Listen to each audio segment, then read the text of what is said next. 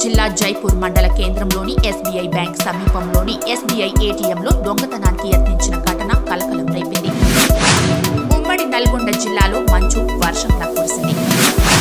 శ్రీ వరలక్ష్మీ నరసింహస్వామి వారి దేవస్థానం సింహాచలం విశాఖపట్నం జిల్లా పుష్యబహుళ అమావాస్య సందర్భంగా శ్రీ స్వామివారి కొండపై ఆలయ ఈశాన్య భాగంలో గల కోనేరును కోవిడ్ నిబంధనలను అనుసరించి ఏకాంతంగా స్వామివారి తెప్పోత్సవం అత్యంత రంగరంగ వైభవంగా జరిగింది. వికారాబాద్ జిల్లా పరిగిలో నిర్మిస్తున్న డబుల్ బెడ్రూమ్ ఇళ్లను ఎమ్మెల్యే మహేష్ రెడ్డి పరిశీలించారు. 2 తెలుగు రాష్ట్రాల ముఖ్యమంత్రులు అఖిలపక్షం ద్వారా పార్లమెంటు సమావేశాల్లో ఎస్సీ వర్గీకరణ బిల్లును ప్రవేశపెట్టాలని మందకృష్ణ మాదిగ డిమాండ్ చేశారు.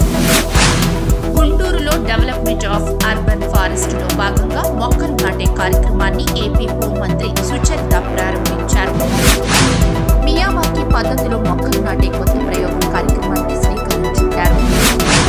అంబేద్కర్ రాసిన రాజ్యాంగాన్ని మార్చాలని సీఎం కేసీఆర్ వ్యాఖ్యలపై ఆగ్రహం వ్యక్తం చేస్తూ ముఖ్యమంత్రి కేసీఆర్ రాజ్యాంగంపై చేసిన వ్యాఖ్యలు ప్రజాస్వామ్యాన్ని అపహాస్యం చేసే విధంగా ఉన్నాయని బీఎస్పీ రాష్ట్ర బాధ్యుడు ఆర్ఎస్ ప్రవీణ్ కుమార్ మండిపడ్డారు.